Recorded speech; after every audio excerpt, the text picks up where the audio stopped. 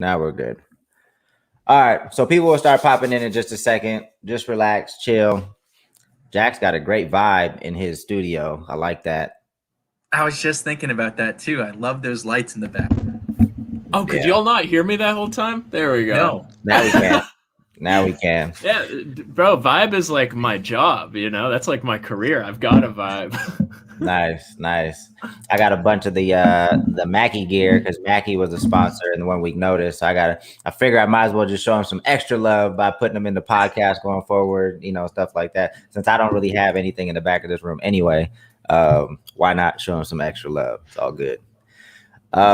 All right, I see Bufo on the Beat is here, and I also have a Bufo on the Beat t-shirt on. So shout out to the homie Bufo on the Beat for sending me some merch. I always appreciate it when you guys send me merch, as long as it's dope. This shirt is comfortable.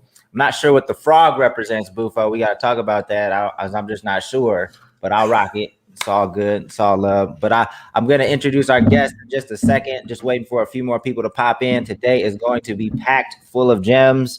Every time I talk to these two guys, I learn something new.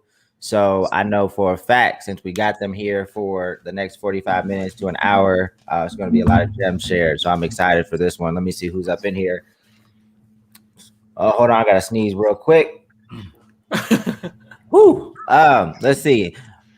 Me Slim is in here from Facebook. What's up? Rizzy A Beats tapping in from YouTube. Cloud9, as always, appreciate you popping in.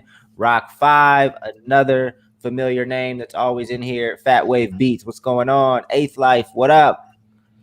Who else? Jelmer Beats. No matter where you're tuning in from, if you put a comment in the comment section, so you can be on YouTube, Facebook, Periscope, Twitch, doesn't matter. You can put the comments in the comment section, and I should be able to see them.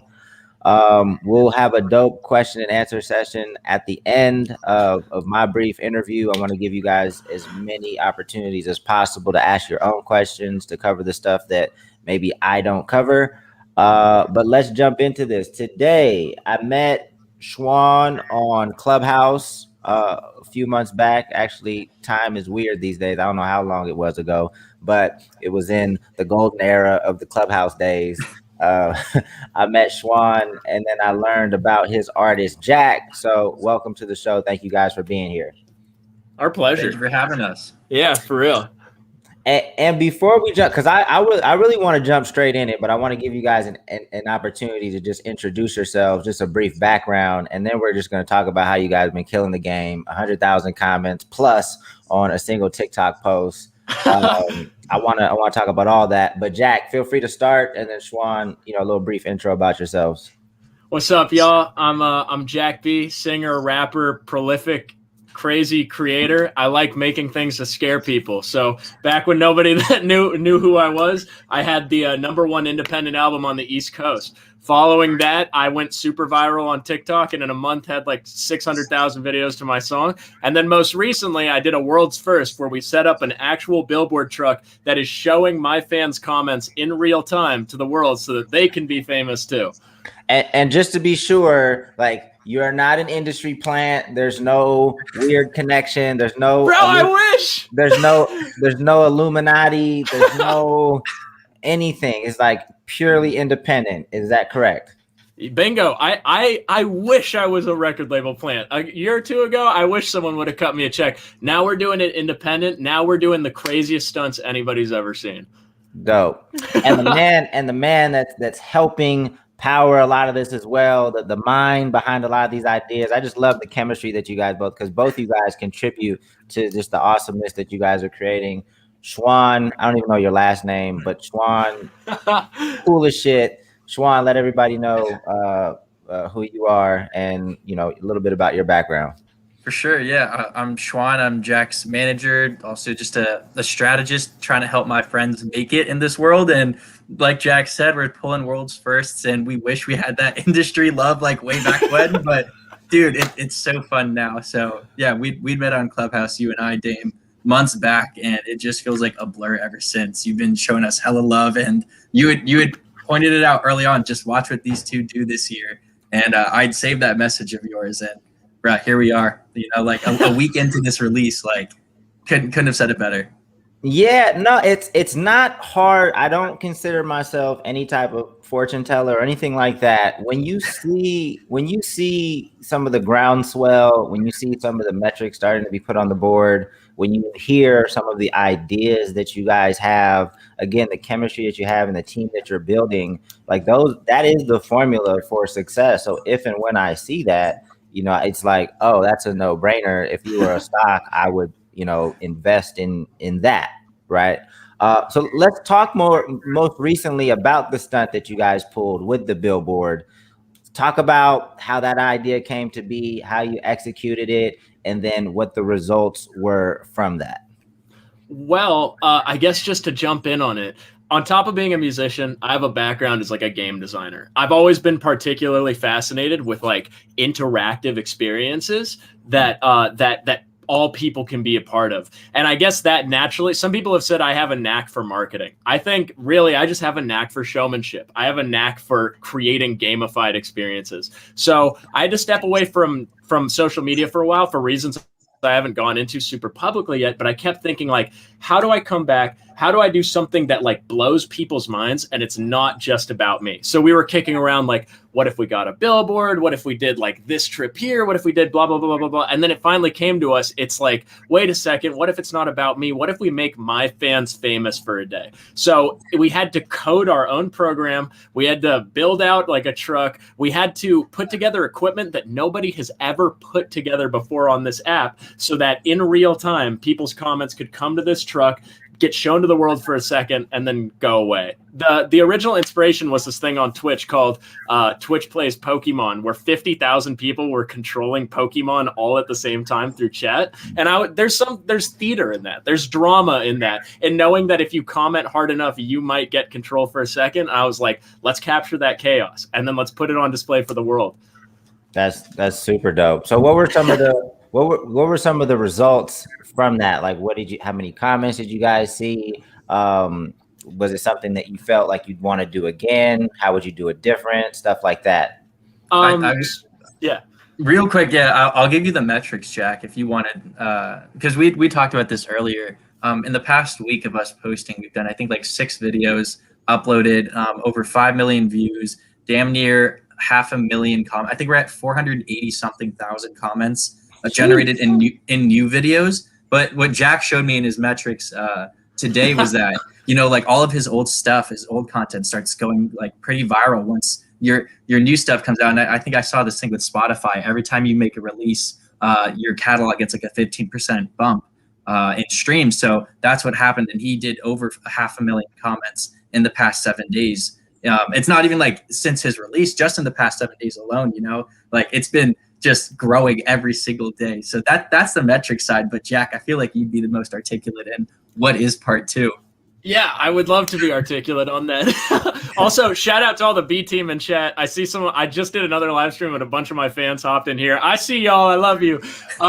Yeah, I mean, so you asked what would we do differently, right? Mm-hmm. A lot of industry people came to me after this and they said, you should have advertised your song more directly. You should have built yourself up more. You shouldn't have put your fans on that billboard. You should have put yourself on that billboard. But I think the numbers speak for themselves. We were live 26 minutes with that billboard and 500,000 people tuned in. It was the biggest live stream that I've ever seen on TikTok. And you know what? My single that I just dropped, it's also the biggest single I've ever dropped. I didn't do a direct call to action. I just wanted to create a moment. And so to entrepreneurs listening in the crowd, I would say focus on creating value and giving value, and you'll inevitably get value back. Should I maybe be a little bit more self-advertising? Sure, I'm kind of a madman with that stuff. But when you look at the fact that I have less than 1 million followers, but we've pulled in 500,000 comments in 7 days, you can't find that kind of stuff without doing something totally abnormal, risking a lot. Sorry, was it part of the question I hadn't answered yet? No, that's all great. I think it leads into other gems that I think people should hear. I mean, it's about timing, right? Some people are super salesy, super right up front, like, hey, buy this, do that. When you're just trying to create value for your community, trying to build that community, engage with that community, and there will be plenty of opportunities to monetize over the life of the community. Like, you don't have to extract every single dollar day one. right? And it's probably not the smartest thing to do, because then your fans might think, hey, this is all this artist cares about. You know, all he's trying to do is make as much money as possible, and it might take away from the authenticity or just the growth in which your community is growing. So I'm not sure if I cut one of you off. I'm sorry. Were one of you guys going to chime in? Okay, cool. So yeah, so this was something that was super unique. You know, obviously that it didn't always start out like this, right? You didn't always have, you know, so many followers on TikTok. You didn't always have this engagement. Can you take us back to the early days in which you were trying to figure out, okay, how do I get people to care? How do I get people to tune into what I'm doing? What did that look like? And what were some of the things that you did to get that initial momentum? Absolutely. It's so funny you asked that, because somebody just asked me to like rewind very recently.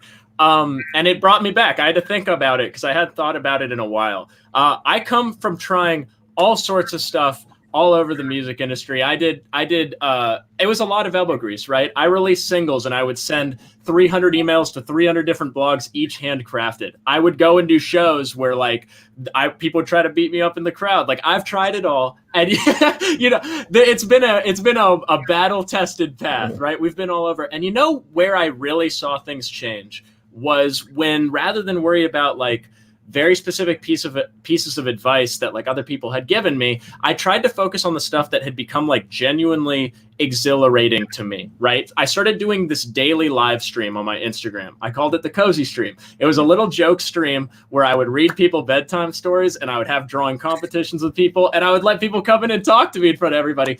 I had 10 viewers. I had 10 viewers every night for 6 months. It was the same 10 people. It was a little family, but that little family became the basis for my fan base, the B team, right?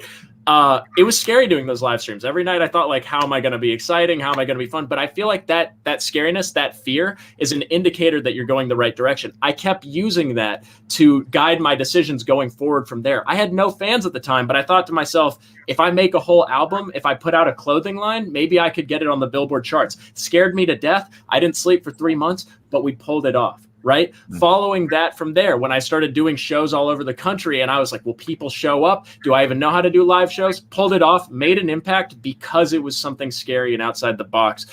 To answer your question, if we go back to when there were 10 people in every live stream, you know what really changed the game for me? It was doing something scary because the fear meant that it probably was going to make an impact, and doing something that felt very honest and within my own energy, something where the energy for it didn't come directly just from someone else's advice, but connected with me in a way where I woke up every morning, like kind of excited about it. Those same B team that were there for the first 10 people in that Cozy Stream, they're actually the moderators on my 7,000 person Discord server now. You know, nice. They're actually leaders in my community now. Those 10-person live streams defined the 8,000 person live streams that we do now. We had 8,000 simultaneous viewers at one point during that Billboard live stream. So basically, Jack's just letting me know that the MEC ain't shit, and the viewers that we have here is nothing compared. No, I'm just playing.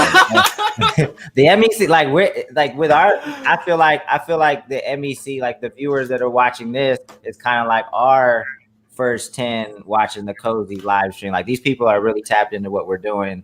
I was just joking, obviously. But I know you're used to live streams with just a ridiculous amount of people on there. And one more quick question, then I have a couple of questions for Shwan. But before I lose this one, obviously you keep referencing the B team. The B team is the name that you have given your fans. Why was it important to name them? And when did that start? Absolutely. And to go off of really quick off what you said about the 10 viewers, those 10 viewer live streams were the most important live streams I ever did. They informed the culture. So when there's only one person in the room, 10 people in the room, that's the most important live streams. But yeah, why did I name the B team the B team?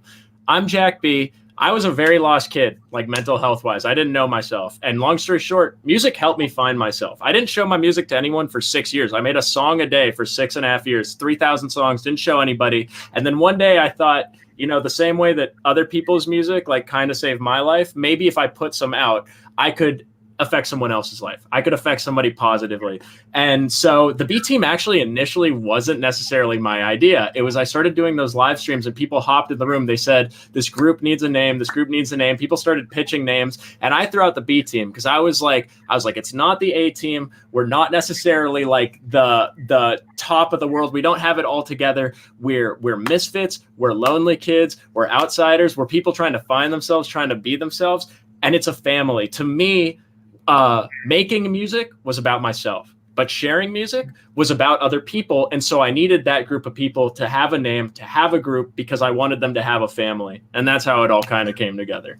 Yo, you sound like you do interviews. I know you don't, but like you sound like you do interviews all the time. Like, Good Morning America. Like, you're ready for this. You're ready for the success that you guys are about to have. Shwan, when did you learn about Jack? When did you guys first connect, and what kind of forged this connection? That's a great question, and something that usually doesn't come up with people that like know us kind of behind the scenes until like months later, and they're like, that's how it happened. And it was through Clubhouse, which is like another social app where people can talk and network. But I was kind of growing on that app, just talking about TikTok, creator economy, how to grow a proper audience, and treat people in a way that you go viral, you're not burning out, and you're impacting people positively. So I had thousands of creators who would I'd interact with, that I'd see hop on the app. And like you just mentioned with Jack, like it just seems like he's been doing this, like he's made for this. My jaw dropped when I met him on Clubhouse, like I think in November or late this past year. And he was just saying something, and then I think we were just like, we need to talk. And within like days, we had everything already moving. It was actually one of the fastest, I think, business / any kind of relationships I just ran right into and just started full steam, because when you find someone who's just like on that same level as you, or just thinks in that same like frequency, you just got to run with them. So yeah, that was this past year on Clubhouse. Can you talk a little bit about TikTok, and because you work with other artists as well, and you've been pretty successful in getting traction on TikTok? I would consider you definitely a TikTok expert. I'm not even sure exactly what the question is, but I want you to drop like just some, because a lot of people watching this are still finding it hard to be successful on TikTok. But if there's anything that you can share, just maybe some of the top tips to getting traction, please do.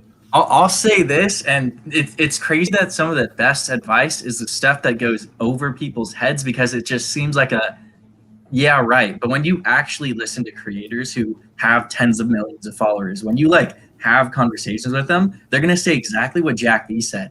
Find something that you enjoy, that you like actually are excited about, and you won't succumb to the same like complaints or issues that maybe other creators see. Like I rarely have moments where I'm defeated because my content just isn't blowing up. It's the best content. It just is like, we don't look at it that way. Usually if we're making content like that, we aren't enjoying it in the first place, So with someone like Jack, he understands that. And this is the advice I would give. If you aren't enjoying what you're making, you have to just stop. Like you have to dead stop and take a step back, breathe, and be like, what is going to literally evoke that emotion of excitement, happiness while I create content, while I do anything? And then furthermore, if you can find someone who's done something similar to that and has done hundreds of thousands of like comments or likes per post in that field or whatever, really study them. Look at how they did it. You'll notice how they quickly start to speak, or they get to the point in 5 seconds where it took you 45 seconds, So yeah, enjoy what you're doing. Find something that you really like doing, which Jack enjoys live streaming. You can't find a person who's going to sit 9 hours and just talk one by one to someone. Like it isn't he got lucky. No, he grinds for that. But it's what he enjoys. It's his unique like lane that made him happy. He wouldn't be doing this if he hated it. So that biggest thing that I've seen with success with creators is whenever we'll get stuck at 300,000 followers, we'll get stuck then at 500, then at 1 million. And it always stems back to, all right, we've gotten this far. Do we want to keep making this content? Probably not. All right, what's going to make us laugh? Literally, what's just going to make me giggle? It sounds so stupid to say it like that, but that's the sauce. Nice. Yeah.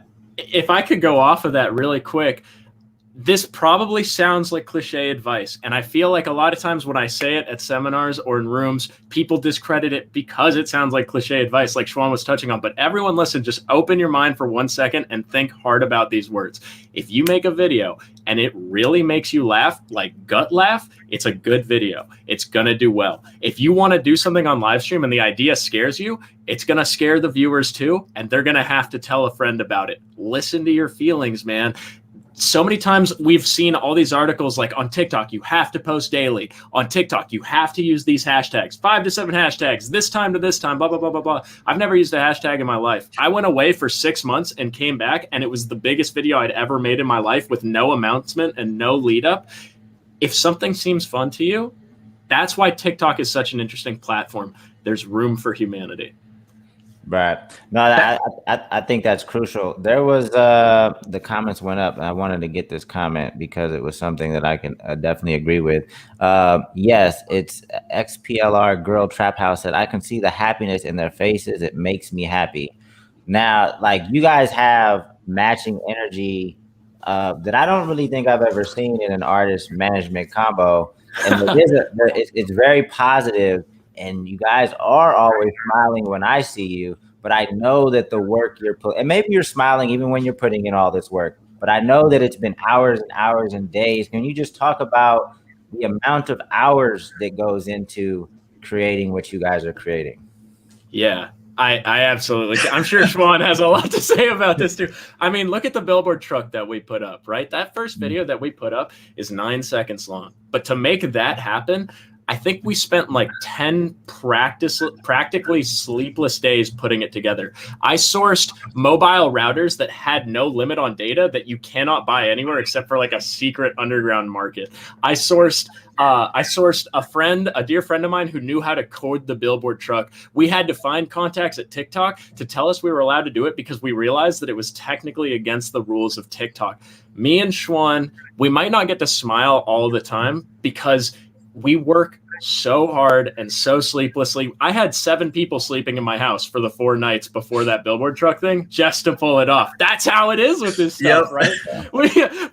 I was in the basement mixing the song and doing a photo shoot. Shwan was upstairs looking at the code. There was someone else a floor up securing like where we were going to park the truck, getting permits, like all that stuff.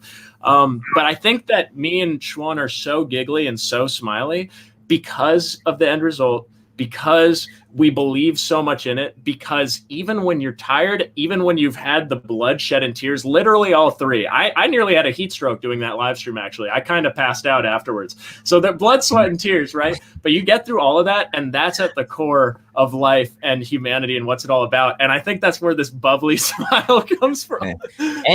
And I'm just assuming this is right, and it was kind of baked into your answer, but you know, with your fan base, the type of comments and appreciation that they show for what you do, I'm sure is a huge driver in, you know, making you guys work as hard as you do, as long as you do. Because that's even for the MEC. Like when people comment like, man, you know, my business changed because I watched your videos, or I did this because of your videos. Like that's what actually fuels the Music Entrepreneur Club. So I know with the B team, you know, especially with the B team that's tapped in here, I see some of the comments, you know, it's very reminiscent of comments I used to see when, you know, when I was running the label. So I don't want to put an answer in your mouth, but I'm assuming that that's the case. Yeah. Shwan could probably tell you better than anybody how much I care about those comments. You know, I had to take a hiatus for a multitude of reasons, personal, health, a ton of stuff. I haven't gone into it at like great length yet, but nothing made me like more like excited and sad at the same time than seeing the B team be like, where are you? We miss your new music. We love you. I got so many letters from people, these long handwritten letters that were like, this song changed my life, or this live stream made me like feel okay. Like there are so many hard days. There are so many days where like, you're just not sure like how you're going to get out of bed or how you're going to find the money. Because again, like you said at the beginning, we're not label plants, man. This is an independent, like penny by penny operation, you know? There's so many days where you just don't know how you're going to make it to that next step. And I'm sure that everybody in the crowd can relate, right? And my genuine, honest advice, and something that the B team has done for me in an unreal capacity, is like, When you start putting stuff on the internet, you're going to get a lot of 3-word comments. I love this. I hate this, right? Try to put both out of your mind. The human mind cannot quantify 1,000 comments that say I hate this or 1,000 comments that say I love this. Spend your energy on the letters, on the paragraphs, on the stories. Those will get you through the hardest days. That's how we pulled together this world first, because there were so many nights where we should not have pulled off what we did, and it was just sheer willpower and the motivation they gave us alone. And Shwan saw a lot of that, yeah, and was there for a lot of that. I'm sure Shwan feels the same way about the B team at this point. Shwan, did you want to weigh in, or I got another question for you? Yeah. I mean, I'll quickly say that was one of the coolest things to see from our first encounters with each other, Jack, was like, wow, these people really care about who he is as a person. You know, it's not just, hey, go listen to my music. Hey, go do this thing. Because you can sniff through like sales really easily. Jack isn't trying to sell you on anything. He's trying to just like answer questions for people who seem interested in him. And it's really wholesome. So yeah, but open to your next question. Yeah, no, I wanted to talk because I know, and Jack, I'm not asking you guys to speak to why you took the time off. I want to talk about like if artists have taken time off, and the approach and the effectiveness is probably different from platform to platform. But if an artist takes time off, how would you suggest they reintroduce themselves to their fans, to the algorithms? Like, what is that thought process as you're trying to jump back into things? Shwan, you can kind of talk about from your perspective, and then Jack, you can chime in as well. We had a great conversation about this recently. I'm sure Shwan and I are going to say the same thing. I'll let Shwan go on this if you want to go. Yeah, I'll say some like unique little things, and then I'll let you like do your thing with it. But there's always a good benefit in reintroducing like what your brand is about, who you are. And I know on like the TikTok end, it's always good to like just explain like your whole like vibe to everyone again. So like for Jack, it's who he was as an artist, what he's doing, B team. That's kind of what we're doing right now with his rollout. But it can be a little tricky from platform to platform. But at the end of the day, if you're making content that you like really vibe with, and you have a plan of like what you're gonna come out with, or like what you want your brand to be about, it kind of works out a little easier. Like we'll create schedules of different things, but half the time I get frustrated because I'm like, bro, I'm about to create like 3 weeks of stuff. Like that's my job today, and I know we're gonna follow 0 days of it, and it pisses me off. But I have to deal with that, you know. So it's tricky. Yeah, it's tricky, Jack. I want you to take over. And then, you know, so you asked on top of like, what's it like coming back? Like, how should someone come back? So I guess one thing I'll clarify about my time away is like, as much as it was a hiatus from being public, it was actually probably the hardest I've worked in a long time. Like, for example, like I picked up instrumental music that I'd never done instrumental music in my life. And in that 6 months, I learned how to do literally the entirety of a song composition wise. Or like we were working on, because the last time I was on TikTok, I was working 18, 19-hour days all day just talking to people on the app because I just wanted people to feel heard and feel loved and stuff. And I realized like I can't do this alone. So the entire 6 months, on top of the other stuff I won't touch on yet, I'll touch on at a later date, the personal stuff. It was spent like 12 hours a day in this basement learning about instruments. And then like 5 hours at least a day was spent on finding Shwan, finding other people, finding an infrastructure, finding support, finding you, for example, right? That was a huge help to us. But how should an artist come back after a break, personal or not, vacation or not, rest or not? There's one big thing that I'll say, right? And it's that naturally, I think a lot of people come back from a break and they feel like they've wronged people. You know, they come back with an apology letter or an apology moment or like a huge explanation or excuses. I get it on some level because when I was away, I was so anxious about being away. I wanted to apologize to people. But at the same time, what ultimately occurred to us is like, let's just act like we never went anywhere at all. These people followed us because they love what we do and we love them. Let's just come back with something really cool for them, bring some value to their lives, and then bit by bit, we'll tell them what happened, you know? But so we haven't even started touching on that story publicly. We just came back and did the coolest thing we've ever done. Yeah, that's something we don't really talk about often. Like I met Jack, and you would think like instantly, oh, one of the highest performing independent creators meets a really like established TikTok strategist. They're gonna instantly just make things happen, right? Like content's gonna go crazy. the first thing we did was unanimously agree, all right, we're just going to stop posting for indefinitely. We're just going to take this break, focus on what Jack needs to do in terms of building up his artistry as a whole. And, you know, like you said, there's so many different reasons that you do take the break, but knowing that he could confidently take the break and come back the way that he did because of those like things that he had just talked about, it's, I don't know, a testament to him, because not many artists will come back and then just get right back into it. They'll just like be sorry for being human, you know, but they don't have anyone to tell them like it's okay to be tired. Like it's okay to be like exhausted from we're all human. No one's perfect. Like we might smile all the time, but like I wouldn't talk to people for like 9-10 days at a time. I would just be working with Jack and our team to like make this stuff happen. So yeah, Right. if you really believe in what you're building, you can take a break, but just come back like ready to build. Don't be apologizing, because people just want to see you shine. They're not feeling sorry. No, that's all great stuff. So I would imagine, you know, maybe, I don't know when the momentum started exactly. Well, let's just say a few years back when you didn't have the traction that you have now. Now you're able to get, you know, the attention of certain people, and maybe the networking is a little different or a little easier just to get people's attention. How are you guys looking at networking and kind of leveraging what you're doing to get people to pay attention? But just how are you guys? What approach are you guys taking going forward with building with people? Shwan is like the king of networking, but I do have ideas right off the bat. The way that I saw that Jack was the best at what he does early on, it isn't the way that other people would necessarily look at a creator. So I look for ways to just showcase who Jack is without being like, go listen to him. Because again, nobody cares if you do that. You know, I just want to put Jack in a position where like he can help. And that's where our friends come into play. Like he can help out his friends. He can help out other brands or whoever like actually shows love back to him. And they'll see the impact through just how awesome his B team is, you know? And it's hard to always just talk about that because everyone says that they have something sick. Everyone says that like, oh, what they're doing is like super awesome. But when you look at that following that Jack has, how awesome and caring they are, and when they directly impact you, that's where things really start to change. So that's what I look for, especially in the networking, is what can we do to just have Jack be able to integrate his audience with whatever cool thing is being presented to him, you know, just giving back to them in the most wholesome way.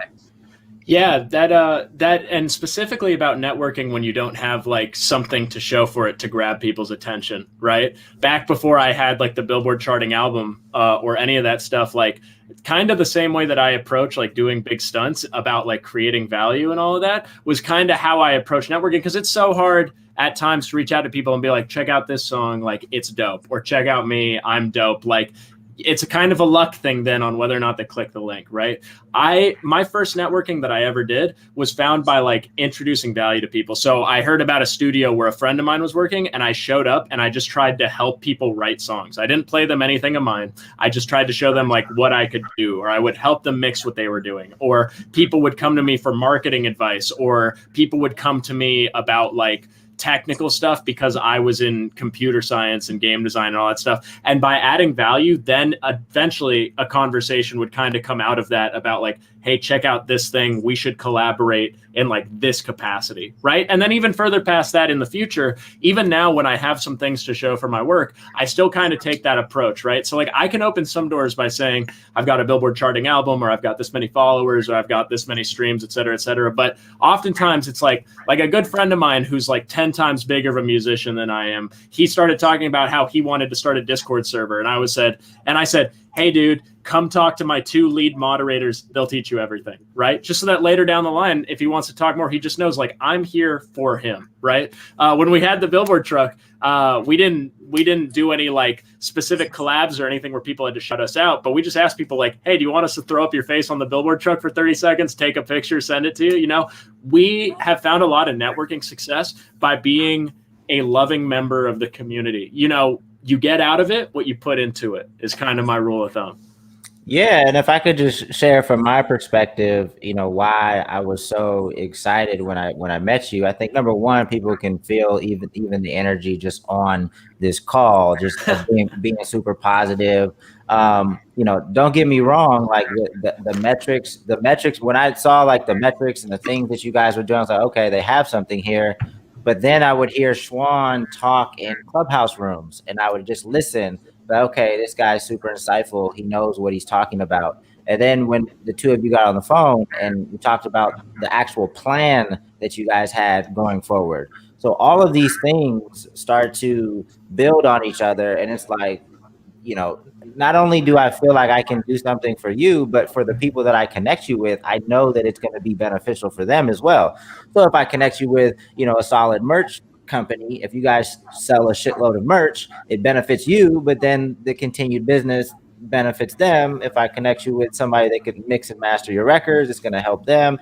Like, I'm happy to do that stuff because all of those pieces are there. So for the people that are looking for other people to help them, just know that there was a combination of things that made me feel comfortable opening up my network because I knew it was going to benefit them as well. It wouldn't come back negatively to me in any way because it was only going to benefit them as well. So that's kind of how some of these things works. It's oftentimes not just one thing; it's a combination of, and I think that these guys are going to have a lot of success going into the future. So you want to try to, set them up right and build out that team as solidly as possible. But let me stop rambling. It's 12:36. I want you guys to ask questions because I'm sure that you have quite a few for these guys. What they're doing, it's not normal. Like it's not often that you see the type of community that they've built.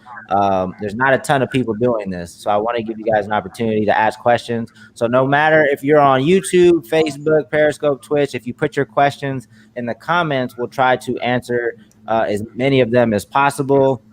I'll wait a few seconds. I know that I saw a Bufo comment. I saw a Bufo comment. Yeah. It was something about, everybody wants to know, like, how did you get, because most people have, they have to maintain a job. They have. I would love to go into that. Yeah, I'm actually quite passionate about this. So before music, I was in game design. I started making a little bit of income from the games that I had put out, from the stuff I had put out, digital content. Then when I dropped my first album, I didn't have a big fan base, but I had a diehard fan base. So I created a whole clothing line to go with the album. So on top of buying the album, on top of the streaming income that I was getting, I sold thousands of pieces of merchandise. That's a solid nest egg, right? Then I started learning about finance. And since I'm somebody that wakes up most mornings at around like 3 a.m., 4 a.m., I'll start off my morning every morning with making different like investments and trading and day trading. I became quite talented at that. And now at this point, between the multiple merch lines that I've dropped, the music that I've streamed, the initial nest egg from game design, and investing, I'm pretty much in a good place. And that's part of the reason we don't have to be label plants at this point. There you go. And it seems like it's just, it's a way to be comfortable in what you create and just going about it the way you want to go about it, right? There's no added pressure to make a certain amount of money because you're comfortable at this point, and now, like, the stuff you do is so big, the money is going to come back 100-fold. So it's not something that you necessarily need to worry about, but thank you for being open to sharing, because everybody has their own situation, and typically funding is very difficult to come by in the early days. I know. So, seems like everybody's got something in their back pocket if they're going to make it a certain distance. It's really difficult with the funding thing. And to everybody out there trying with it, like, it's really difficult. Don't put too much pressure on yourself. Every now and then you have to spend a little money to make money, but just start thinking of parallel revenue streams is probably my best advice. Yeah. So Bufo has another question. He forces NFTs into every conversation that we have. So for Bufo, any plans for NFTs? Any social tokens with the B team?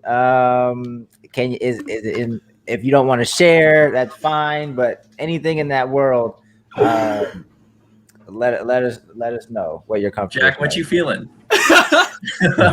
I'm like a boomer with NFT, man. But we've talked about it. We've talked about a bunch of different things. I think that I think that the best answer, like the shortest answer I can give, is we've talked about tons of NFT stuff because my fans are so diehard. But to me, as like a game developer, I'm always looking for that like innovative, interactive, interesting thing. So we're just looking for the right implementation, right? That's me. Shwan has a lot of thoughts on NFT. Yeah, it's interesting having like, because of Clubhouse, that's like half the conversations that you would hear on it like in the past few months. So I've had a lot of NFT verbiage thrown my way. So yeah, I try to look at a lot of the different factors of how it works for other artists, where it's failed for them, where it's worked for them, and we have some things written in the back that I don't want to like reveal, but it is on our radar for sure. Bufo, we see you. Nice. And Bufo, you'll be happy to know that it's on the radar for the 1 week notice release as well. We're trying to put together something really cool, have like a virtual release party, try to do something a little different because like Jack and Shwan have talked about, we want to put together an experience that, I don't really care if it makes money. I just want to add to the experience of what is 1 week notice and the narrative that and the story that we're trying to tell. So Bufo, as much as you talk about NFTs, I'm expecting you to purchase one of the NFTs when we do. Let's see how, this is a girl trap house again. How do you like get a house with nothing in your pocket, and like just how do you do it if it make a house? I'm not sure. This is one of you. She has your face as the avatar, so I'm assuming that's a question for me. Yeah. Okay. So I find time and time again, I think I'm gonna try. That's a very fan specific question because my fans all think it's funny that this is the one decorated room in my house, and then the rest of my house is this barren wasteland. But to apply it to all the musicians or entrepreneurs listening right now, I think the question is like, how do you stretch for something that might normally be outside a musician's budget because it's hard to make money streaming, it's hard to do this. I would say find something that you're interested in changing about your life, in innovating, in doing, and then put in the diligence, put in the hours, find a way to come at it a way that other people are not. So for example, when I found this house, it was because at the time, first of all, I did have the nest egg from like my album and from all that stuff. So I had a little bit of money to go off of, but I found a house that fit my needs because I went through 2,500 different listings on Zillow. I toured dozens of houses. And then I eventually found a house that previously had a cult living inside of it and had some motivated sellers. So that's, that on its own is a pretty funny joke, but the general advice that applies is like, apply the extra diligence, think outside the box, do whatever it takes to get what you need for that next step, Nice. And I want to circle back because you are a game developer. I think that's huge in how you think about experiences for your fans, because gamifying different situations increases the engagement. It just makes things more fun. And you've already spoke to a lot of it, but can you speak to like how you think about creating fan experiences and how your experience as a developer, helps with that? Yeah, absolutely. I'm very, very passionate about game design, right? And at the end of the day, game design is all about like engagement. You, as a game developer, are constantly forced to think of the player and what they're feeling at any given point of the game with ridiculous amounts of detail. You're constantly thinking like, how does this font make them feel? How does this sound make them feel? How does the color palette make them feel? How does that boss speech make them feel? So I'm really used to that perspective. And I think that the way it really ended up helping me is I think that a lot of people, for fair reason, come into music or to acting or to any entertainment job thinking about like how they're feeling and how they're being perceived and like how something they're doing makes them look, right? Because you're passionate about what you're doing, so you care about your own feelings. And I would say that the one key advantage that I have as a game developer is I constantly take off my shoes. I put on the shoes of someone I imagine doesn't even know who I am and has just stumbled me on the first time. And I think to myself, what value is this adding to their life? I started making music in a totally disconnected way from ever wanting to share it for people. I literally made 3,000 songs before I ever shared it to anybody because the making of the music for me was never about other people. But the sharing of that music is wholly about other people for me, because it comes from that same passion for game design. I love designing experiences. So sometimes I have musician peers that are very purist musicians, right? They look down on the idea of marketing. But to me, it's not this weird capitalist thing, marketing. It's actually a chance to exercise showmanship, to exercise theater, to exercise drama, right? You look at something you're putting out, whether it's a 15-second clip or a piece of clothing or even a song, and you think to yourself, if I didn't know this person that was putting out this song, how would I feel from the second I see it? What about this experience is going to add to my life? What about this experience is something I'm never going to forget, right? That's how I came up with doing drawing competitions with fans, was because I thought that was such a funny takeaway, with that they knew something I drew was directly linked to them forever. That's how we came up with the bus, right? I kept thinking to myself, like, somebody suggested I get a billboard for my new song, and I just kept thinking, like, what's fun about seeing my face on a billboard? And then I thought, oh, but seeing your own face on a billboard, that's crazy. So I guess I keep accidentally turning these things into games. But there is one really cool element to that, and it's that it's made me very focused on how my fans are feeling.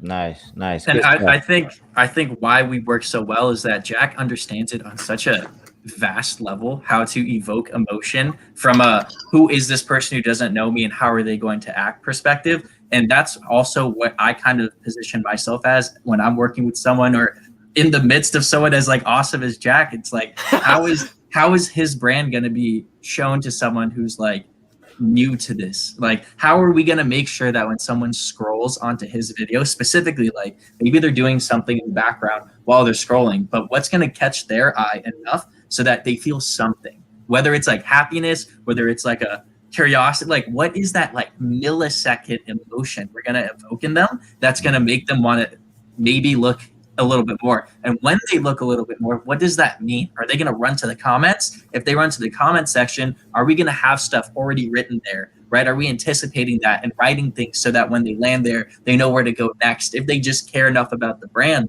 So coupling, I guess, what I know about that and Jack's awesome background with like game theory and like knowing how to design like experiences, it really builds for a magical brand and like, you know, activations like the billboard truck, where we just sat and thought of how do we give our audience a voice in a way that hasn't been done before. And billboard truck, you know, you just land on something crazy like that.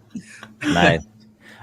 Given that this is a BeatStars platform, BeatStars has, you know, probably over 1 million dope producers on the platform. They want to know, how do you get your beats? Do you make everything, or do you always do you reach out to other producers? I used to reach out to other producers, actually. My entire first album was all YouTube collaborations. It was some of the songs still on Spotify are just, part of them is rips from YouTube that I've then negotiated later. So BeatStars, YouTube, huge part of me learning to songwrite, huge part of me learning to express myself even before I started sharing stuff. I used to just sit and like beat dig for like 14 hours on this website or on YouTube or whatever. I would write like a bunch of songs that day. But I mean, nowadays I just produce the stuff because I wanted to learn. But I will always be super nostalgic about that period of time and couldn't recommend it more to anybody out there that wants to try songwriting. Nice. You may or may not know the answer to this question because you worked in gaming, but I don't know if you've ever like tried to sample like a game music. Do you know how that would work? Like if you wanted to take like a Mortal Kombat sound or like and put it in your music, how tough is that to get cleared? And what would that process look like? I'll be honest, I actually don't know what the process looks like. I imagine it's relatively the same as the record label thing, because all these big game studios, they have a built-in legal team that like you can contact. I just get the sense that there's a lot of video game samples out there that just are not cleared because video game studios don't have like their fingers on the pulse. I have heard countless songs with the Mortal Kombat sample or like the sample of like Yoshi from Super Mario, and it's like, oh, there's no way they cleared this. I don't think I've ever been a part of a track that used it, or at least I didn't know. Maybe there might be something in there, but I didn't know. So I've never gone through that process, but you're probably right. We can go ahead and wrap it up. This hour has been amazing. You guys are awesome. I look forward to seeing how you progress and all the success that you're going to have in the very near future, do you want to leave them with one, how to find you guys, and maybe just one last gem or words of encouragement or advice? Shwan, you can start. Yeah. Definitely. I know I didn't get into this position of what I do until this past year, and all it took was 3 months of doing what Jack B does on a daily basis, of just spending 16 hours, and it's tough to find the time to do it, but like 16 hours a day of just purely what you care about, what you're like passionate about. And if you can like have that obsession about something, or you have that obsession about something, chase it. Because here we are a year later, I'm working with a creator who I can't find like someone impacting bigger than him, is as articulate as him, and thinking a year ago, like, this is where I would be. It seemed kind of crazy, but having that structure and now seeing Jack doing it on such a crazier level, oh my gosh, just be consistent about what you do, because that's what winners will do. Yeah, I agree. That consistency and that grind, I think that there's a really interesting lesson there. And the lesson is that like failure and success look a lot alike. You never know when your whole life is about to change. There was a point in my life where I was a dropout. Like I lost my job. I broke up with a significant other. Like everything in my life came crashing down. I ended a band I had been a part of. I had nothing. And then the next thing I dropped ended up being my most popular song of all time by accident. Right. I was this close to just giving up and calling it quits on music. Or like a year later than that, like I was, trying to keep afloat money wise, trying to keep the music thing afloat. And I had 400 followers on TikTok. And a couple of people asked me who I was. And I made a video explaining it just so that I would stop getting notifications. And then the next day I had 20,000 followers on TikTok. Right. Bufo just asked a great question about you've got a fan base, right? And what energy do you have to stay consistent? My honest advice, it sounds cliche. People disagree with me all the time. Just keep being yourself. Just keep putting your honest energy into the world, and it will bank off of something. At some point, don't give up. Keep going. You never know when the wind's about to change.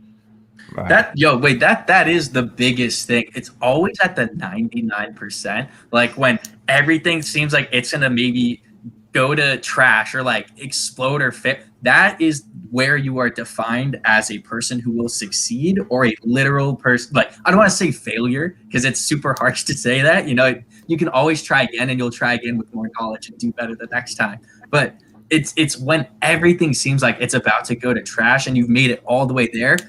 That's honestly the easy part. It's when you're faced with that moment of you're gonna fail if you don't pull this off.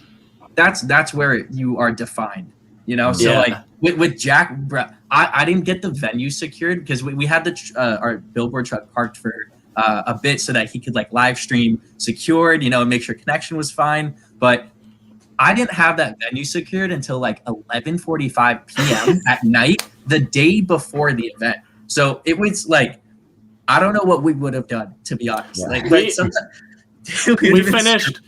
We finished the code for the billboard truck 30 minutes before we started, after 3 sleepless nights of continuing the code because it kept breaking, right? So failure and success look a lot alike. Do not quit at the last moment. Stare the train down. To answer your other question, anyone that wants to find me, look up Jack B, that's me, on TikTok if you want to see how I do live streams and how great the B team is. And if you got any questions, DM me on Instagram, Jack B, that's me. I do my best to answer all my DMs. I appreciate everyone listening. The last thing, because you guys just reminded me of something that happened this past week, during the 1 week notice week. And, when you've been in music for so long and working with artists, that things don't always go as planned, right? Luckily, everything kind of happened right in the nick of time for your billboard activation.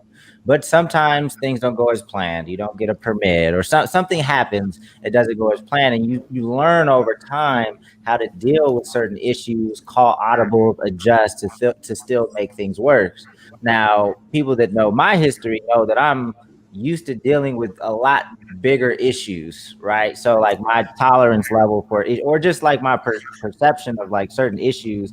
Like anyway, somebody brought an issue like I was working upstairs and somebody came and like, dang, we have a big problem. We have a huge problem. So I'm like, oh shit. Cause I was prepared for like some type of problem during the week. Like, okay, what's going to happen?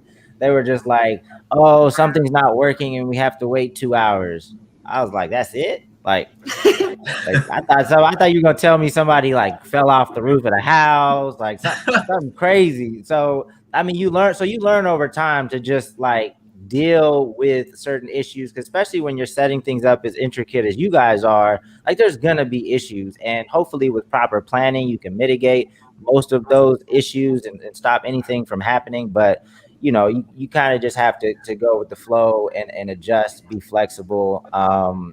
Just to keep the show going, because nothing's going to go 100% according to plan. Jack actually taught me that better than anyone. Like, he is so dang good at, all right, Shwan, you have nothing to do today. This is what you're going to do. You're going to see what this day pans out like, run this through with me. And it's the smartest thing one of the smartest things he's ever told me. The fact that we will just sit there and converse of like, all right, we're live right now. We're doing, what are we even doing right now while we're live? Good point. So then we'll write out, okay, here's the 5-7 things that you could do while you're live. All right, you're probably super tired, right, of going live. Let's make sure that he has a case of water. All right, we write down like when we go grocery shopping, like we're gonna get a case of water. And you could elaborate more. I call it the mental pre-party. All my music videos I've ever done, I did the whole productions of them myself. Like I produced them and I edited them and I did most of the direction myself. So I learned how to produce events. I call it a mental pre-party. You literally put yourself, imagination-wise, you think to yourself, okay, I'm on set that day. What's going on? Where's the battery for the camera? And if you don't have an immediate, actual, literal answer, then you go down to your computer and you buy a dang battery right then. Right. My motto for events like this is no emergencies, just focus. Right. Our coder for the event, shout out, who is Rue. Right. She coded the whole thing an hour and a half before the billboard started. She came to me and she literally said, I don't think the code is going to work. And she was super afraid because we had worked super hard on it. She cared a ton. I cared a ton. Neither of us got angry. Neither of us got emotional. I looked at her and I said, I believe in you. Give it your best.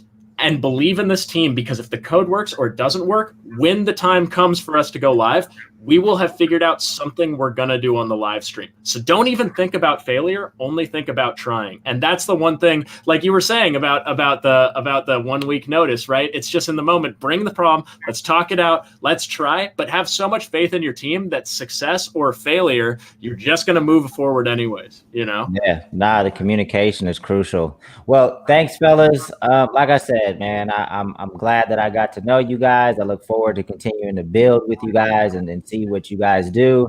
I know it's going to be a crazy year. So, as always, if there's anything I can help with, feel free to reach out. Tap in with these guys on Instagram. Shwan has his handle in his picture, Shwan's Life. And then Jack B, if I remember correctly, what are you on Instagram? Jack B, that's me. Oh, that's me. Not it's me. Jack B, that's me. So tap in with them, follow their journey, learn from what they're doing. And thank you guys for tapping in today. DJ Payne 1 will be live on Thursday, and I'll be back next Monday. And look out for all the 1 week notice stuff that's going to be dropping soon. All right, y'all. Peace. Much love. Much love.